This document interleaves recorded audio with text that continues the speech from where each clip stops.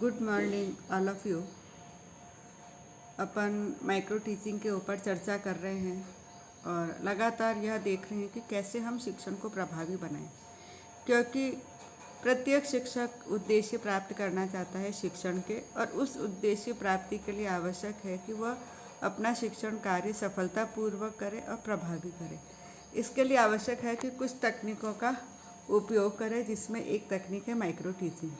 अपन micro teaching का अर्थ पढ़ चुके हैं, उनके घटक देख चुके हैं, उनकी आवश्यकता के बारे में पढ़ चुके हैं। कल अपन ने उनके प्रिंसिपल्स के बारे में पढ़ा था। आज अपन पढ़ेंगे कि माइक्रो टीचिंग की प्रक्रिया क्या है, कैसे माइक्रो टीचिंग पूरा एक सर्किल होता है, जिसके बारे में हम पढ़ेंगे। विदेशों में सूक्ष्म शिक्षण की प्रक्रिया की वीडियो टेप कर लिया जाता है। छात्र अध्यापक अपने द्वारा किए गए शिक्षण कार्य को देखते हैं और आत्मविश्लेषण के द्वारा प्रतिपुष्टि प्राप्त करते हैं। सूक्ष्म शिक्षण की प्रविधि निम्न क्रम में होती है: पहले शिक्षण, फिर प्रतिपुष्टि, फिर पुनः पाठ योजना, पुनः शिक्षण, पुनः प्रतिपुष्टि, और यह पांचों क्रम मिलकर के एक पूरा सूक्ष्म शिक्षण चक्र बनता है। जैसा कि मैं डायग्राम में भी आपको बता चुकी हूँ। ये देखिए, पाठ योजना है और शिक्षण है, फिर प्रतिपुष्टि होती है, पुनः पाठ योजना वापस तैयार होता है, पुनः शिक्षण है, पुनः प्रतिपुष्टि है। ये चक्र चलता रहता है। कहने का तात्पर्य क्या है कि जब भी कोई टीचर शिक्षण कार्य करता है, तो यदि अपने पास वीडियो टेप की फैसिलिटीज़ है तो उसका रिकॉर्डिंग कर लेना चाहिए, ताकि जब वो देखता है तो आत्मविश्लेषण के द्वारा भी अपने व्यवहार में सुधार ला सकता है। सूक्ष्म शिक्षण व्यवस्था के संपूर्ण चक्र के लिए विभिन्न सोपान हैं, जिसके बारे में मैं यहाँ पर आपको बताना चाहूँगी। पहला है ओरिएंटेशन, अभिविन्यास। सबसे पहले प्रशिक्षणार्थियों के बीच में सूक्ष्म शिक्षण के संप्रत्यय, अर्थ, उनके घटक, विशेषताएं, गुण, दोष, इन सब का सैद्धांतिक परिचर्चा करनी चाहिए। यानी कि किसी भी शिक्षण कौशल को विकसित करने के लिए डायरेक्ट ही उसको कौशल को विकसित करने के लिए नहीं कहना चाहिए, बल्कि पहले उसको थ्योरेटिकल नॉलेज देनी चाहिए। जितने भी शिक्षण कौशल है उन सब के बारे में उनको बताना चाहिए, उनके कौन कौन से घटक हैं उनके बारे में उनका वर्णन होना चाहिए। दूसरा है शिक्षण कौशलों की चर्चा। शिक्षण कौशलों के संप्रत्यय को स्पष्ट कर उनके मनोवैज्ञानिक आधार पर घटकों के विषय में पूर्ण जानकारी होनी चाहिए। यानी कि कौन कौन से शिक्षण कौशल है, शिक्षण कौशल का अर्थ क्या है, उसके बारे में पहले उनके घटक कौन कौन से होते हैं, क्या विशेषता है, हम क्यों माइक्रो टीचिंग के बारे में पढ़ते हैं, क्यों शिक्षण कौशलों का अध्ययन करते हैं, इन सब की चर्चा करने के बाद प्रत्येक शिक्षण कौशलों के बारे में बताना चाहिए। तीसरा है आदर्श पाठ प्रस्तुतिकरण, प्रेजेंटेशन ऑफ मॉडल लेसन्स। यानी जो भी शिक्षण कौशल की हम जानकारी देते हैं उसके पश्चात एक आदर्श सूक्ष्म पाठ का स्वरूप प्रदर्शित करना चाहिए। यानी जब भी टीचर कक्षा में माइक्रो लेसन्स बताता है, टीचिंग स्किल के बारे में बताता है, हर टीचिंग स्किल का एक एक मॉडल लेसन भी उनको बताना चाहिए, ताकि विद्यार्थियों को निर्देशन मिल सके, उनको गाइडलाइन मिल सके कि कैसे हम घटकों को ध्यान में रखते हुए माइक्रो लेसन बनाना है। इसमें है कि जैसे है शिक्षक प्रशिक्षक स्वयं सूक्ष्म पाठ पढ़कर दिखा सकता है। यानी कि आप डिमॉन्स्ट्रेशन दे सकते हो। जैसे मुझे अगर प्रश्नों की प्रभावशीलता के बारे में बताना है तो मैं पहले उसके सैद्धांतिक ज्ञान दूंगी कि प्रश्नों की प्रभावशीलता क्या है, उसके घटक क्या है, कैसे उसका ऑब्जर्वेशन करते हैं, ये सब। फिर मैं पूरे क्लास के सामने उसका एक उसी स्किल पर एक डिमॉन्स्ट्रेशन दूंगी, ताकि विद्यार्थियों को सारी बारीकियों से जानकारी मिल जाए कि किस तरीके से उन्हें सूक्ष्म पाठ बनाना है और कैसे उसको कक्षा में शिक्षण कार्य करना है। इसी के अंतर्गत है सूक्ष्म शिक्षण आदर्श पाठ। लिखित रूप में भी छात्र अध्यापक को दिया जा सकता है। इसमें कौशलों के विषय में पूर्ण जानकारी के साथ साथ पाठ योजना के प्रस्तुतिकरण का विवरण भी प्रदान किया जाता है।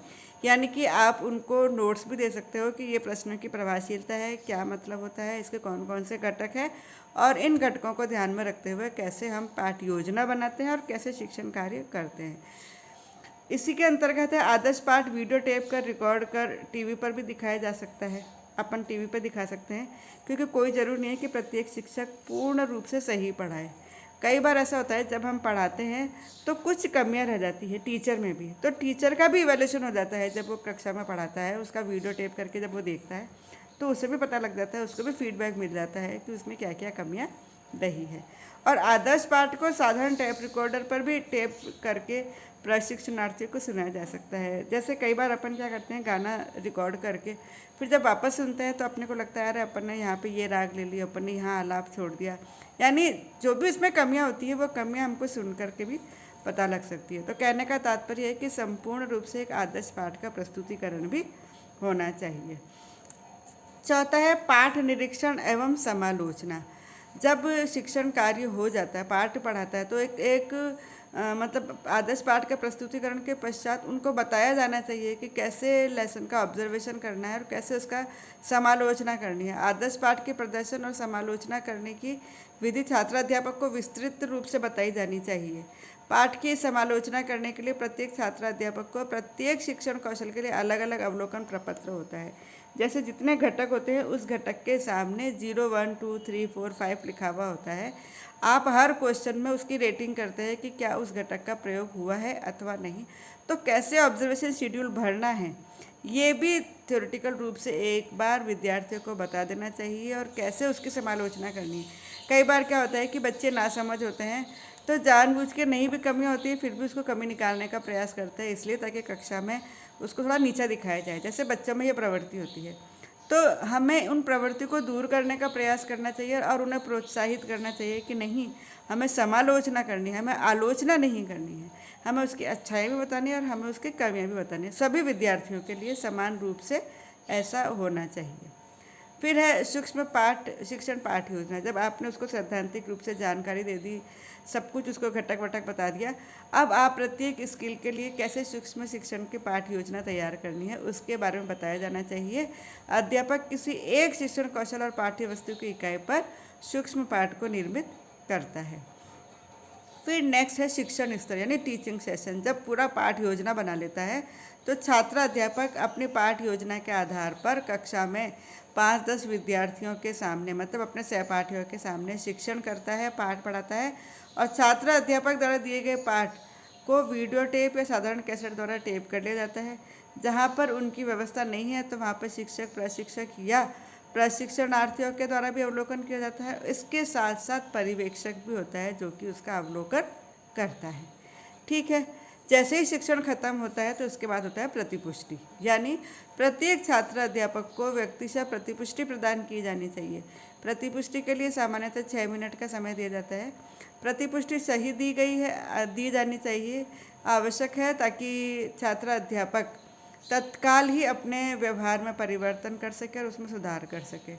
पाठ के अंतर्गत जितनी भी कमियां हैं उन कमियों को बताई जानी चाहिए, आवश्यक सुझाव दिए जाना चाहिए ताकि उनके व्यवहार में वांछित परिवर्तन लाया जा सके। यानी कि जितने भी जैसे 10 का ग्रुप होता है तो 10 के ग्रुप में हमें क्या करना चाहिए कि प्रत्येक विद्यार्थी से पूछना चाहिए कि बताओ जो इसने पढ़ाया उसमें क्या आपको अच्छा लगा, क्या कमी लगे। क्योंकि आप प्रत्येक छात्र से पूछेंगे तो सबका ध्यान उस शिक्षण की तरफ जाएगा और वो उस शिक्षण में जितनी भी क्रियाएं हैं उसको सुनेगा, उनकी क्रियाओं में भाग लेगा, वो प्रश्न करेगा, सहपाठी उत्तर देंगे। तो कहने का तात्पर्य है कि उनके मध्य जब अंतर क्रिया होगी तो उसमें सहभागिता भी होगी और प्रतिपुष्टि प्रदान करने से अपने व्यवहार में वांछित परिवर्तन भी ला सकता है। अब जब कमियां बता दी जाती है तो पुनः पाठ योजना तैयार किया जाता है, फिर पुनः शिक्षण होता है, फिर पुनः मूल्यांकन होता है। यानी कि जैसे उसको कमियां पता लगी तो वो जो पाठ योजना बनाता है उस पाठ योजना में वह वापस सुधार करता है और उसको उस कमियों को ध्यान में रखते हुए वापस उस शिक्षण पुनः पाठ योजना तैयार करता है। पुनः पाठ योजना तैयार करने के बाद वापस से वह उसका शिक्षण कार्य करता है।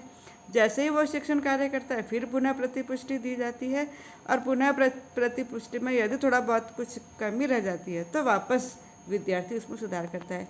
जैसा कि मैं पहले भी कह चुकी हूँ कि ये चक्र में एक कौशल के लिए तब तक चलता रहता है जब तक कि वह उस पर्टिकुलर शिक्षण कौशल में निपुणता प्राप्त ना कर ले। लेकिन महाविद्यालय में जब यह प्रशिक्षणार्थियों के लिए कार्यक्रम का आयोजन किया जाता है तो एक कौशल के लिए 2 दिन दिया जाता है, क्योंकि वहाँ पर समय अवधि की पाबंदी होती है। इसलिए एक दिन शिक्षण होता है और दूसरे दिन पुनः शिक्षण होता है। तो ये पूरा जो सूक्ष्म शिक्षण चक्र है इसमें पूरी समय अवधि को बांटा गया है। जैसे सबसे पहले शिक्षण काल होता है वो 5 मिनट का होता है, फिर प्रतिपुष्टि दी जाती है तो 10 मिनट है, क्योंकि हम प्रत्येक छात्र से उसके बारे में जानकारी लेते हैं। जैसे ही वो अपनी कमियों का पता लगाता है तो वापस पाठ योजना बनाता है जिसमें 15 मिनट लगते हैं। वापस पाठ योजना बनाने के बाद फिर 5 मिनट का वो शिक्षण कार्य करता है, फिर 10 मिनट का प्रतिपुष्टि है, यानी कि ये साइकिल या चक्र चलता रहता है। तो इस चक्र के माध्यम से ही पूरा संपूर्ण सूक्ष्म शिक्षण चलता रहता है और ये प्रक्रिया संपूर्ण होती है।